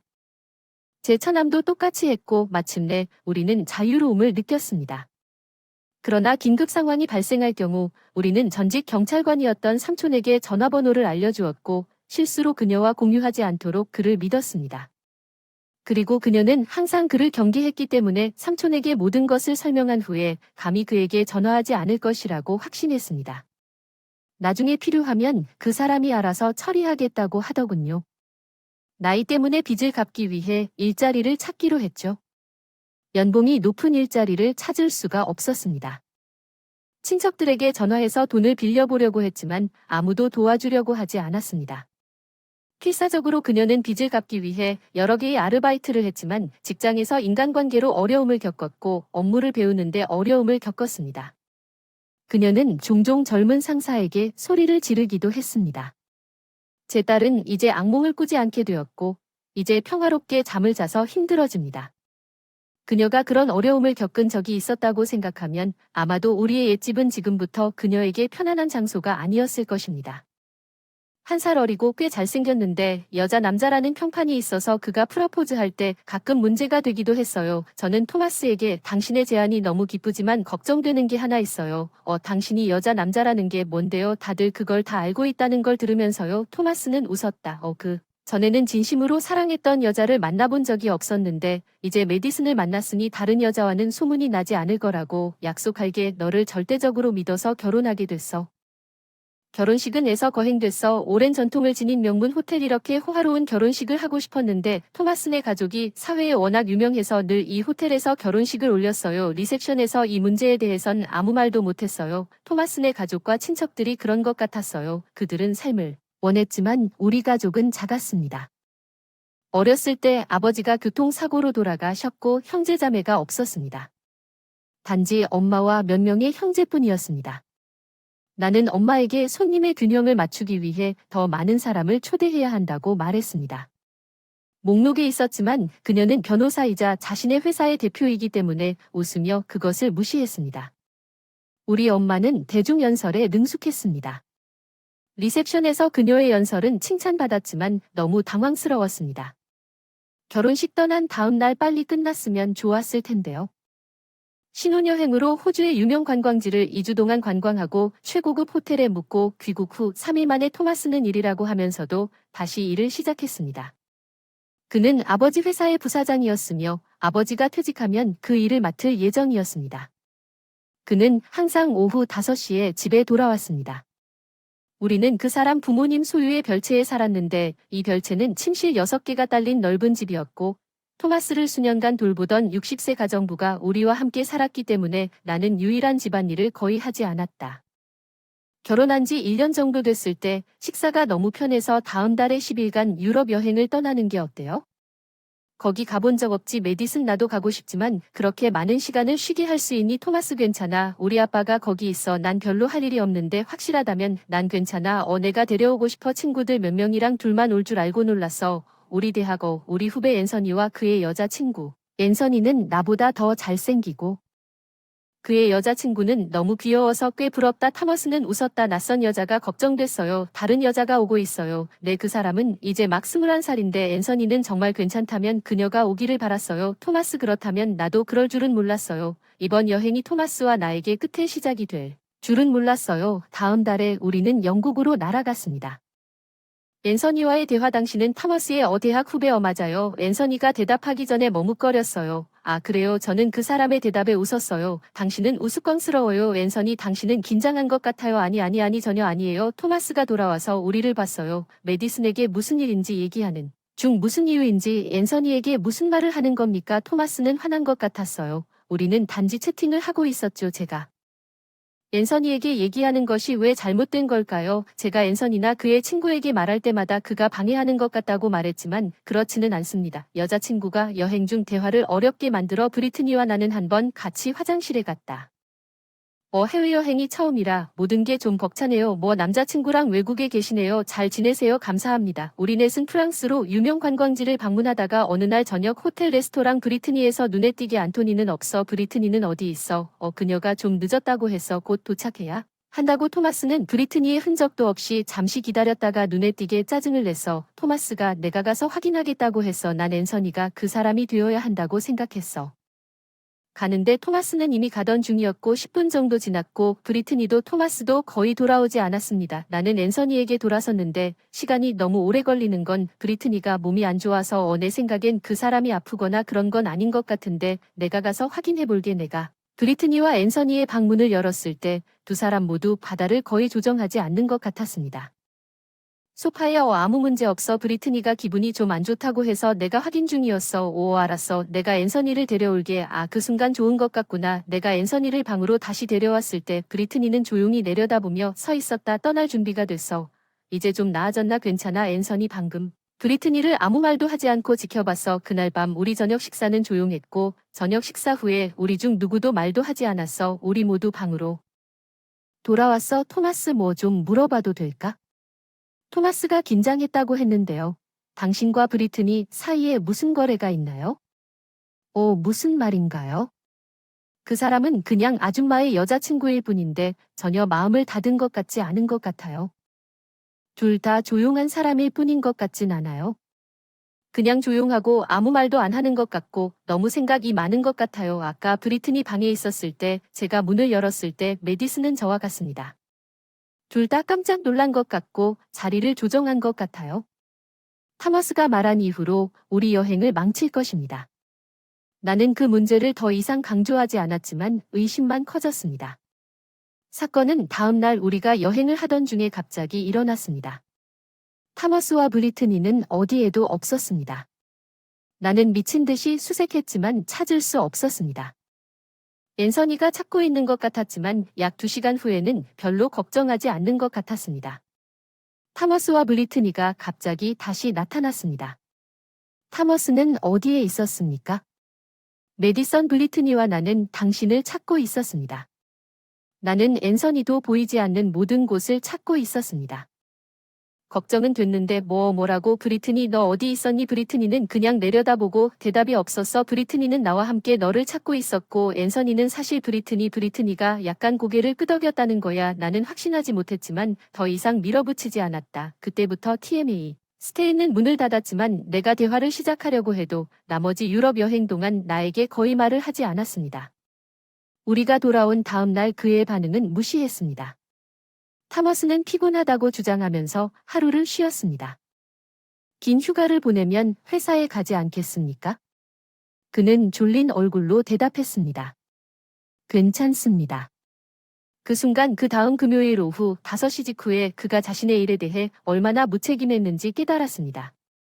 토마스가 전화했어요. 오늘 밤 집에 안 갈 거예요. 왜? 세세하게 다 알 필요가 없나요? 당신은 내 남편이에요. 토마스, 물론 나는 그가 더 이상 말 없이 전화를 끊었다는 것을 알 권리가 있습니다. 나는 그게 무슨 일이 있을 거라고 확신했습니다. 아마 다음 날 브리트니와 같이 있을 것 같아요. 토요일 오후 토마스는 전문도 없이 변호사와 함께 집으로 돌아왔습니다. 변호사는 당신이 간음에 대한 배상금으로 $50,000를 빚졌다고 말했습니다. 토마스는 희죽희죽 웃으며 그냥 돈을 내라고 덧붙였습니다. 나는 어이가 없었습니다. 이 변호사가 왜 나 같은 그런 주장을 했는지요? 충격에 휩싸인 채 거기 서 있던 변호사가 나에게 명함을 건네주고 토마스와 함께 떠났다. 토마스 떠날 거라면 설명이라도 하려고 했는데 그는 아무 말도 없이 떠났다. 나는 정신을 차리고 카드에 적힌 번호로 엄마에게 전화했다. 엄마 시간 있어? 무슨 일이야? 토마스가 고용한 변호사가 방금 와서 내가 가늠했다고 주장하며 5만 달러를 요구했습니다. 너무 혼란스럽습니다. 당연히 아니시겠죠? 걱정하지 마세요. 하지만 그 사람은 변호사입니다. 엄마 그 사람 카드를 다시 보니 이름이 적혀 있어서 깜짝 놀랐습니다.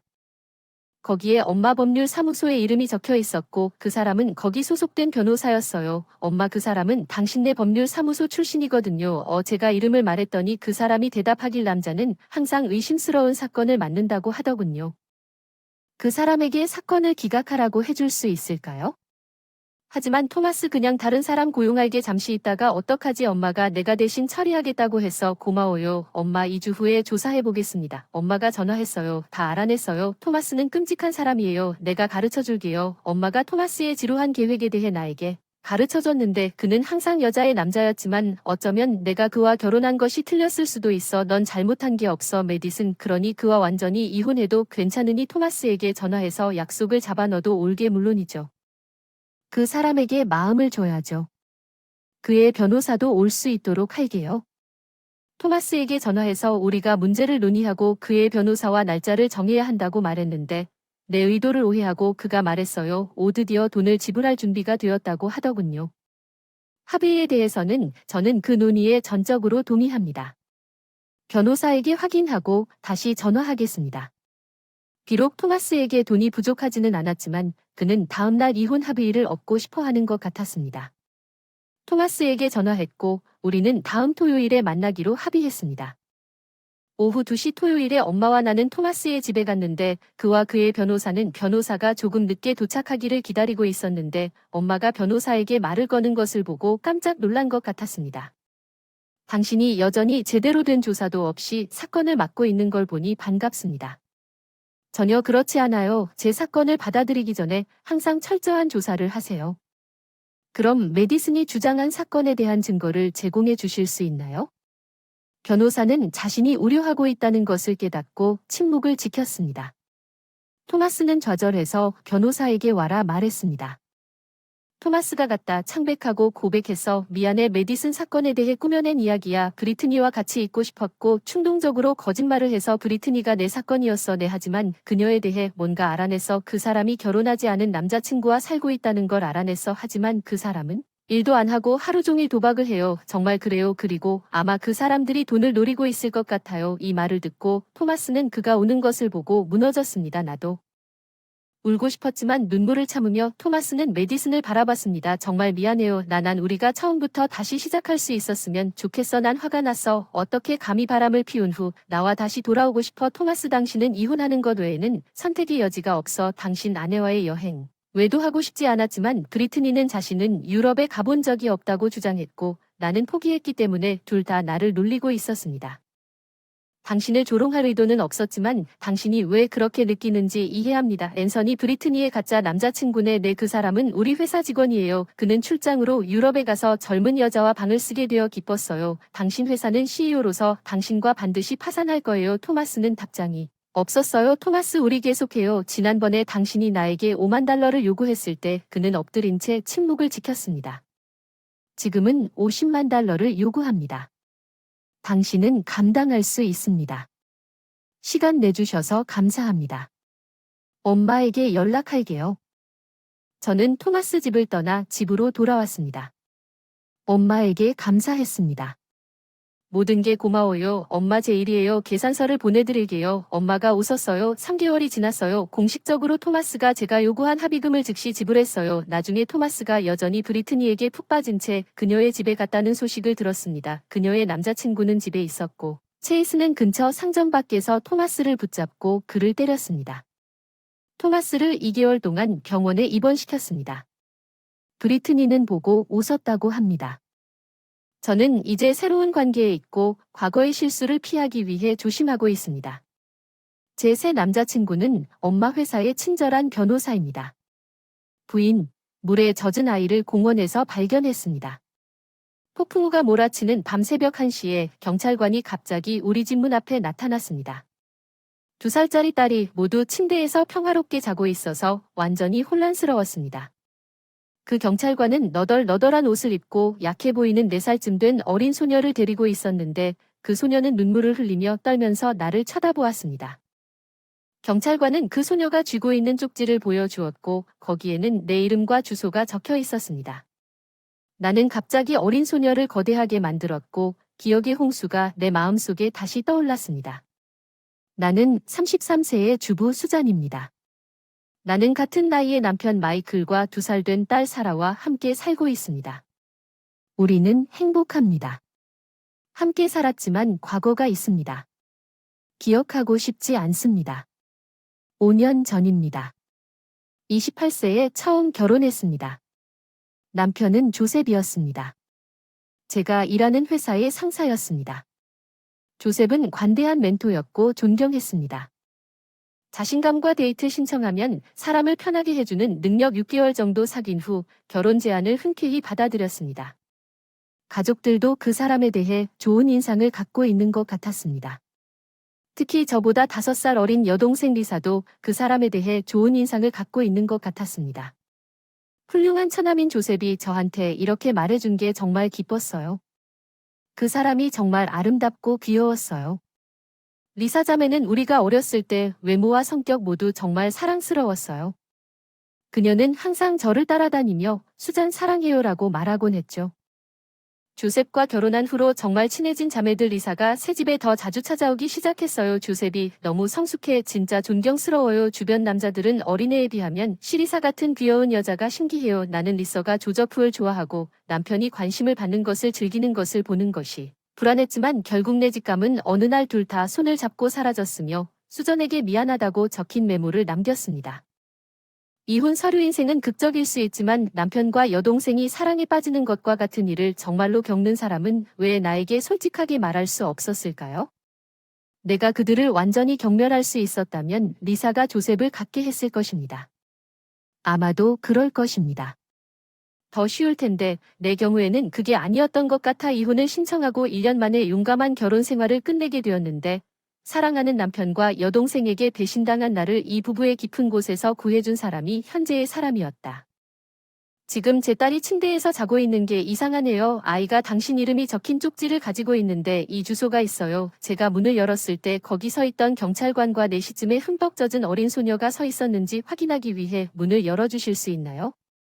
그녀는 누더기 옷을 입고 있었다. 노이 클러치 트레드 이 아이를 돌봐주세요. 그리고 손글씨가 낯익어 보였습니다. 나는 어쩔 수 없이 무릎을 꿇고 그녀의 차갑고 차가운 손을 잡았습니다. 그녀가 나를 바라보고 이 소녀를 떨자 눈물이 가득 찼습니다. 갑자기 꽉 안아줬던 기억이 밀려와 5살 후배인 여동생 리사를 이렇게 안아주곤 했는데 그 아이는 리사의 침을 뱉는 이미지였고 쪽지를 밟고 있는 손이 그녀임이 틀림없었다. 나는 경찰한테 이 아이는 내 동생일 것 같은데 이렇게 작은 아이가 한밤중에 공원에서 뭐 하고 있었니? 이름이 뭐야? 제니퍼 왜 공원에 있었어? 엄마랑 이 집에 왔는데 엄마가 사라져서 그녀를 찾고 있었어. 어린 제니퍼는 더 이상 설명할 수 없었어. 제니퍼 쉬버스는 바람과 비가 거세질 때마다 걱정했다.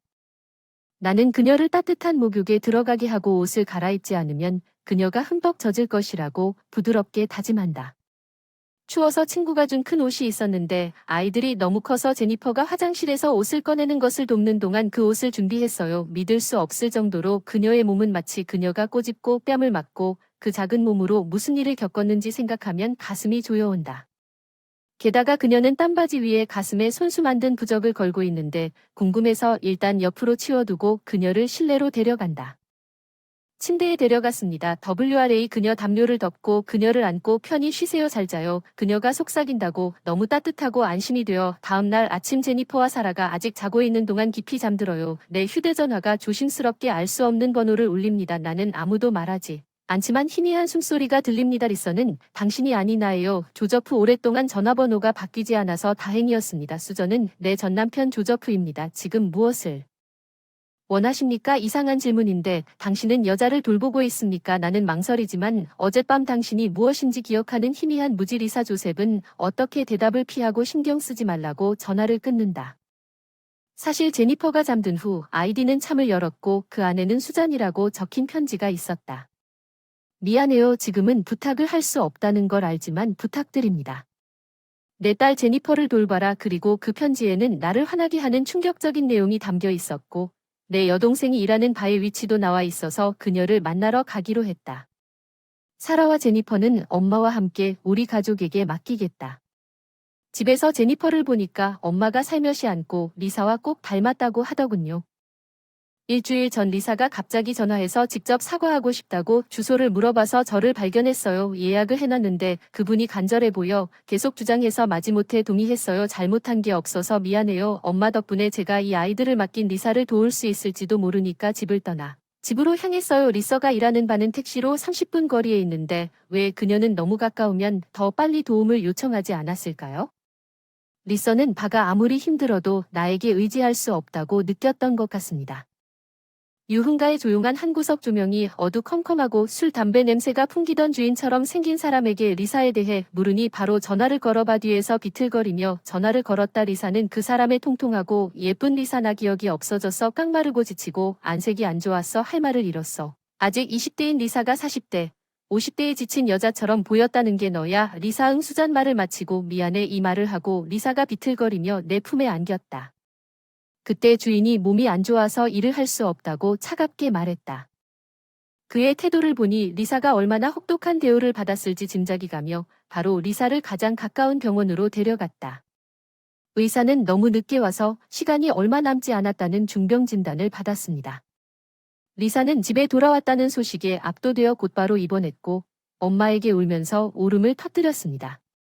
저도 더 이상 눈물을 참을 수 없었습니다.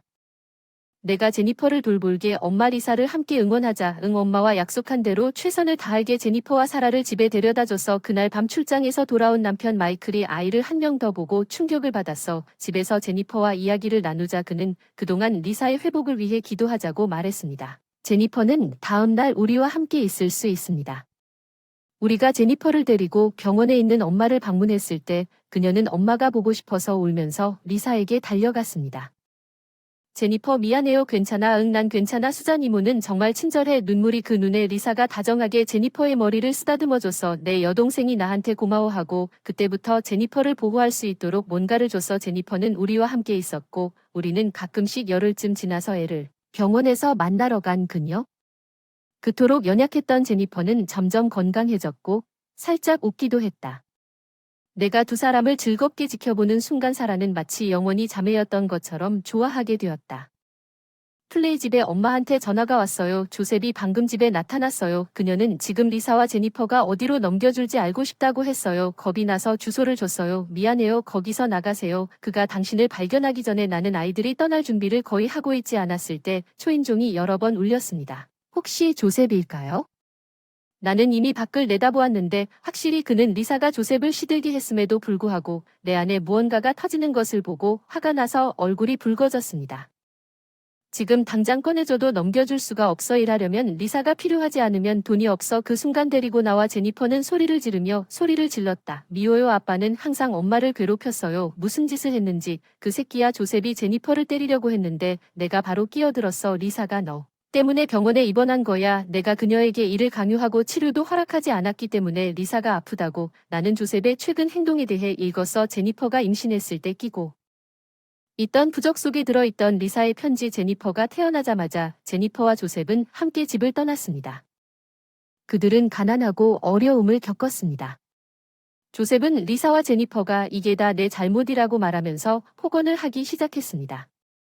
리사는 술집에서 일하면서 번 돈을 도박과 오락에 낭비했고 결국 음식도 없이 남겨졌고 결국 스트레스가 쌓였고 리사는 병에 걸렸지만 언니가 써준 의료비가 없었습니다.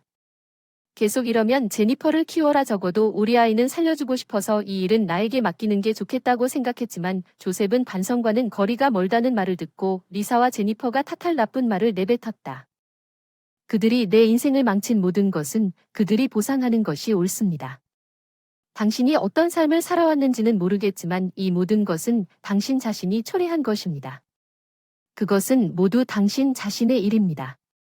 리사가 나에게 찾아오지 않았습니다. 나에게는 선택의 여지가 없었습니다. 하지만 개입하려면 다 그 사람 잘못이야. 농담하는 거야. 넌 여기서 어른이고 리사와 같은 어린 소녀를 이용했고 내 여동생과 제니퍼에게 끔찍한 일을 해서 널 기소하게 할 거야. 넌 그럴 수 없어. 증거는 아직도 그렇게 생각한다. 이것을 보고 나는 멍투성이의 제니퍼의 사진과 리사도 온몸에 멍이 있었다는 의료 보고서를 조셉에게 보여주었다. 조셉의 얼굴은 잠시 바뀌었지만 곧 다시 나를 조롱하기 시작했다.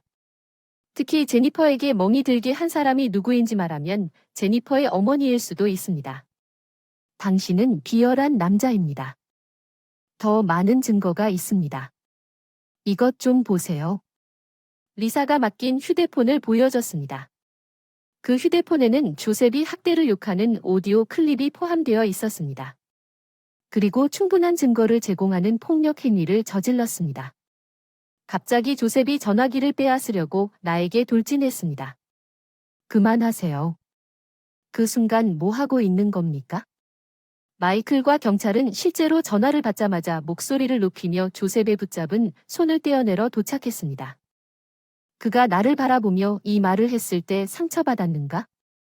부상 그날 밤 이 남자와 결혼했다는 사실에 너무 감사했습니다. 병원에서 연락이 왔습니다. 리사의 상태가 갑자기 악화되어 그녀는 위독했습니다. 제니퍼와 함께 달려갔습니다. 리사는 간신히 숨을 쉬었지만 여전히 의식이 남아있습니다. 조셉은 지금 체포되었습니다. 당신 수잔 무사히 있어. 미안해. 내가 망쳤어. 너한테 그 끔찍한 남자를 소개한 사람이 나라고 말하지 마. 이건 내 잘못이 아니야. 리사. 고마워. 제발 제니퍼를 잘 부탁해. 걱정하지 마. 내가 돌볼게. 그녀가 나아질 때까지 넌 버텨야 해. 제니퍼가 리사의 손을 꽉 잡았어. 눈물이 흘러내려. 엄마 제니퍼 미안해. 하늘에서 지켜볼게. 착한 여자가 되게. 엄마 내가 착하게 내가 되고 싶어. 엄마 제니퍼와 그로 인해 리서는 의식을 잃었습니다. 내 여동생은 다음날 조용히 세상을 떠났습니다. 내가 내 딸 조저프과 함께 있었다면 우리의 기도는 응답되지 않아두며 나도 비슷한 운명에 직면했을지도 모릅니다. 리서가 내 입장이 되었는지 궁금합니다. 나는 흔들리지 않습니다. 재판 후 조셉이 감옥에 갇혔다는 느낌을 받았습니다. 제 부모님은 조셉에게 보상금과 자녀 양육비를 청구했고 그의 부모는 아들의 행동에 대해 사과하고 해안을 보호하겠다고 제안했고 석방된 후 그에게 돈을 갚기 위해 일하게 하겠다고 약속했습니다. 제니퍼는 살기로 결정했습니다.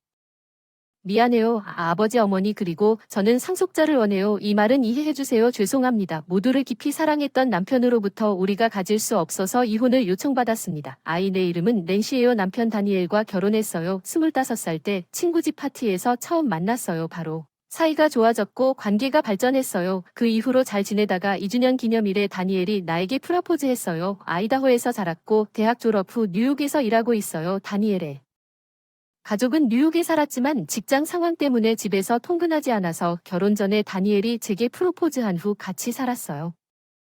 사랑스러운 시부모님들과 만났을 때 다니엘은 외동아들인데 부모님이 키우기만 하셔서 드디어 딸을 얻은 것 같아서 행복하다고도 하더군요. 정말 따뜻하고 멋진 사람들이어서 정말 다행이라고 느꼈습니다. 다니엘과 결혼해서 이 가족의 일원이 되었어요. 저희 결혼은 두 가족의 만남으로 아무 문제 없이 순조롭게 진행되었고 결혼식 날짜도 순조롭게 정하고 많은 분들의 축복을 받으며 행복한 결혼식을 하게 되었습니다. 정말 제 인생에서 가장 행복한 순간이었습니다. 혼인 신고 새 아파트를 빌려서 동거를 시작했고 시댁과의 거리도 그리 멀지 않은데 도움이 필요하면 같이 신혼생활을 즐기자고 해서 우리가 새 출발을 하게 됐다. 부부 생활은 정말 행복했고 아무리 힘들어도 사랑하는 남편의 집에 돌아올 거라는 걸 알기에 견딜 수 있었고 남편과 쉬는 날에는 영화를 보러 나가서 맛있는 음식을 먹고 때로는 부모님 댁에 가서 함께 식사를 하다가 이 행복한 일상을 시작한 지 1년쯤 된 어느 날 남편의 가족을 방문하고 그들이 대접해준 차를 마시고 있는데 대화가 나왔는데 두 분은 언제 아이를 가지실 건가요? 갑자기 와서 차를 뱉을 뻔했어요. 언젠가 꼭 아이를 갖고 싶었지만 지금은 남편 다니엘과 결혼 생활을 즐기고 있을 뿐이고 별로 생각해 본 적도 없었는데 다니엘이 전혀 반응하지 않았습니다. 부모님이 물으셨을 때 제가 대신 대답했는데 아이들은 정말 축복이지만 지금은 다니엘만 있으면 정말 행복해요. 제가 대답했고 되더라고 대답하자 시아버지는 눈썹을 치켜올리며 읽던 신문을 내려놓으셨습니다. 그리고 낸시는 이렇게 대답했습니다. 당신은 이런 일에 시간을 할애할 수 없다는 걸 알잖아요.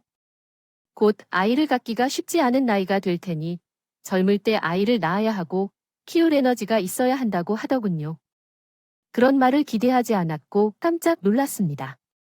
시어머니가 시아버지 바로 뒤에 차임했습니다. 그렇죠. 낸시가 알고 싶을 때마다 가질 수는 없으며 첫 아이가 여자라면 가질 수 없습니다. 어차피 빨리 아들을 낳아야 할 텐데 웃으며 말해주는 게 더 좋을 것 같아 황급히 다니엘을 힐끗 보아두나 휴대폰을 만지작거리며 아무 반응도 없는 시댁 분위기 지극히 평범한 대화였는데 어리둥절한 기분이 들었습니다. 아들이 꼭 필요하냐고 머뭇거렸더니 시댁 식구들이 놀란 표정으로 눈을 크게 떴습니다. 무슨 소리야. 당연히 상속을 위해 아들을 낳아야 하기 때문이죠. 우리는 당신의 결혼을 너무 빨리 승인했습니다. 그들은 그것이 세상에서 가장 당연한 일인 것처럼 말했습니다. 남자아이가 필요하다는 것이 전혀 이해가 안 됐어요. 다니엘과 아이를 갖고 싶었지만 성별은 나에게 중요하지 않았습니다. 중요한 건 우리 아이일 뿐이라는 것뿐이 아니라 단순히 남자아이를 선호하는 게 아니라 남자아이를 낳길 바랐다 하니 에리르를 낳길 바랐다는 사실을 깨달았을 때 나는 안타까움을 느꼈다. 나는 그들이 너무 환영받는다고 생각했다. 우리가 결혼 발표를 했을 때 그게 내가 한번 얘기해 보라고 했기 때문일 거라고는 상상도 못했어요. 그 후 시댁 식구들은 아이를 빨리 낳는 게 낫다고 딸은 별 가치가 없다고 떠들었거든요. 독선적인 입담으로 대화 내내 남편은 전혀 끼어들지 않았는데 입을 열자마자 아이는 낳을 거라는 말만 하고 집에 돌아가면 참아라 내 진심을 털어놨다. 나는 아이를 갖고 싶지만 남자아이가 아니더라도 상관없습니다. 저도 여자아이를 그만큼 사랑하고 당신의 부모님도 그랬으면 좋겠습니다. 그러나 남편은 여자아이가 있으면 좋다고 말하는 것이 귀찮은 것처럼 반응했습니다. 다음에 남자아이를 얻으려고 하면 부모님이 용서하실 거예요. 용서한다는 게 무슨 뜻인가요? 여자가 있으면 그게 잘못된 걸까요? 생각이 무서워져요. 여자가 있으면 남편과 시댁이 저를 대할지도 모른다는 걱정이 들기 시작했어요. 차갑게도 남자 상속자를 우선시하는 시댁과 남편에게는 아이를 갖지 않는 것은 선택사항이 아니어서 결혼 후 3년, 5년이 지나도 계속 임신을 시도하는 가운데 우리는 아이가 없었습니다. 남편과 저는 시댁으로 불려갔습니다. 결혼 2년 차부터 아이 문제인 줄 알았는데 만날 때마다 시댁에서 저를 대하는 태도가 점점 더 심해졌습니다. 아이가 있는데 건강한 생활을 하고 있지 않습니까? 일부러 임신을 안 하는 건가요? 서슴없이 이런 말을 하더군요. 그날 시댁에 갔을 때 저를 비난했습니다. 결혼한 지 5년이 됐는데도 아직도요. 아이 없어요. 병원에 검진 받으러 갔어요. 비난에 지쳐서 쉬는 날에 임신 테스트를 받기로 했어요. 시간이 지나서 나온 결과에 놀랐어요. 남편에게 전하는데 전혀 문제가 없었어요. 그리고 다시 시댁에 가서 검사 결과 이상 없다고 말했는데 시댁 반응이 생각했던 것과 다르네요. 정상일 리가 없어요. 병원이 잘못된 것 같아요. 그렇죠. 다니엘은 건강해요. 왜냐하면 그 사람은 우리에게 태어났기 때문에 내가 검사를 한 후에도 문제가 있는 것은 분명히 당신 낸시이기 때문입니다. 그들은 아무런 이상이 없다고 제안하고 설명했습니다. 시댁 사람들은 그것을 믿지 않고 오히려 전혀 그럴 수 없는 것처럼 행동했습니다. 아들이 문제일 수도 있고 모든 책임을 나에게 전가 낸시 우리가 당신을 비난하는 것을 원하지 않기 때문에 결과를 위조하고 있는지는 모르겠지만 아이를 가질 수 없다면 대접을 받거나 결혼하면 무슨 소용이 있겠느냐고 시어머니가 말씀하셨다. 그 순간 내 안에서 뭔가가 무너지는 걸 느꼈다. 큰 생각으로 이 사람들과 논쟁하는 건 무의미하다. 이것을 훨씬 더 빨리 깨달아야 한다고 생각했지만 그랬다. 이제서야 깨닫게 되었고 지금까지 솔직히 말해서 혹시 나 때문에 아이를 못 낳는 건 아닐까 걱정도 되었지만 건강검진을 받고 나에게는 아무 문제가 없다는 것을 알게 되자 비난하고 싶지 않았다. 나 자신도 더 이상 생각에 잠겨서 이런 생각이 들었다. 시아버지가 남편 다니엘에게 다니엘 이제 그만 얘기하자고 했더니 다니엘이 나를 돌아보며 미안하다 우리 아빠 엄마는 손자를 원하신다고 하셨다. 미안 이해했지. 그 순간 그 사람이 말했지 평소에 이혼을 요구하는 건 이해했다. 그런 이유로 이혼 요구를 하는 게 분할 텐데 이미 이 가족을 포기했기 때문에 이상하지 않은 것 같다. 괜찮다고 요구해서 변호사를 구하자. 그래서 이혼 전문 변호사를 찾아 집에 오자마자 사무실에 전화를 했어요. 빨리 새 아파트를 구했고 부동산 공시가 나오자마자 이사하기로 했어요. 부서 다니엘이 평균보다 많은 액수를 줬어요. 처음에는 거절했지만 약간 죄책감을 느끼는 것 같아서 적당한 액수를 줘서 감사하게 받아들였어요. 다니엘과 이혼한 후 전보다 더 열심히 일해서 승진했어요. 매일 일했고 쉬는 날 좋아하는 일을 하며 꽤 알찬 삶을 살고 있었는데 이때 놀라운 일이 일어났습니다. 이혼하고 2달 정도 지나서 친구를 통해 알게 된 다니엘이 재혼했다는 소식을 듣고 2달 만에 다시 결혼할 줄 알았어요. 이혼인가? 아니면 결혼할 때부터 연루됐을지도 모르고 그렇게 단기간에 재혼을 한다는 건 상상하기 힘들지만 재산도 꽤 받았고 전 남편에 대한 미련도 없었기 때문에 솔직히 나는 신경 쓰지 않고 계속 일에 집중했고 다니엘과 이혼한 지 약 4년 만에 나보다 3살 연하 남자와 재혼했다. 그 사람은 내가 이혼한 걸 알면서도 오로지 일에만 집중했던 나를 위해 계속 함께 해주고 싶어 했다. 한동안 일하던 그 사람은 정말 힐링이 되는 존재였어요. 함께 있으면 항상 차분함을 느끼게 해주는 사람이었는데 놀랍게도 결혼하자마자 임신을 하게 됐어요. 아버지처럼 온화한 얼굴을 한 남자아이가 있었어요. 사랑했던 남편 아이들은 매우 협조적이었고 육아 덕분에 빨리 회복하고 3년 후 직장에 복귀할 수 있었습니다. 저는 남편과 함께 또 다른 아이를 낳았고 이번에는 귀여운 소녀였습니다. 남편은 그 딸보다 딸에게 더 많은 애정을 보였습니다. 저와 아들 모두 놀라울 정도로 그럼에도 불구하고 우리는 끊임없는 행복 가득한 미소를 지으며 하루하루를 보내고 있었습니다. 내가 그에게 무시하는 대답을 했을 때 갑자기 그가 내 어깨를 잡았어. 안녕 낸시, 우리 다시 시작하는 게 어때? 아이를 가질 수 없다면 차라리 당신과 함께 있는 것이 더 행복할 것 같아요. 그 사람이 그렇게 자기중심적인 제안을 했기 때문에 화가 났고 이제 너무 늦었다고 대답하고 휴대폰에 있는 아이들의 사진을 밀어서 열었습니다. 사진을 보는 전남편 앞에서 눈에 띄게 흔들리는 전남편. 말더듬 누구의 자식이야? 내 자식이야. 지금의 남편과 낳은 자식이야. 영원히 부모님 엄지 아래서 한심한 삶을 비교하지 마. 내 말을 꾸짖으며 손을 뿌리치고 나갔다. 전 남편이 뒤에서 나를 부르는 소리가 들렸지만 당연히 무시했다. 아직도 자신의 잘못을 깨닫지 못하는 멍청한 전 남편이 집에 돌아와서 남편에게 이혼하는 것이 옳은 결정이었다고 말했습니다. 저와 결혼해주고 사랑스러운 아이들을 낳아주셔서 감사합니다. 이 남자와 다시 시작할 기회를 갖게 되어 진심으로 감사했습니다. 며칠 후 전 남편의 이야기를 들었을 전 시어머니가 전화로 연락이 왔습니다. 지난 일이 미안해요. 아이가 있다고 들었는데 이제 아들이 되셨죠? 가끔 놀러 오시지 않겠습니까? 그녀가 제안했지만 나는 내 아이들이 내 전처나 전 남편을 만나게 할 생각이 전혀 없었습니다. 아무 소용이 없을 것을 알고 그래서 아니요. 고맙다고 대답했습니다. 게다가 나는 당신 아들과 이혼했습니다. 지금의 남편과 우리의 사랑스러운 아이들 생각해보면 일어난 모든 일은 나름대로 의미가 있었을 뿐이야. 내 앞에 있는 행복만 소중히 간직하고 싶어. 사랑하는 남편과 사랑스러운 우리 아들, 딸과 함께하는 이 일상이 행복하다는 건 분명 행복할 거예요. 내 전 남편과 그의 부모님에게 최고의 복수를 해주세요.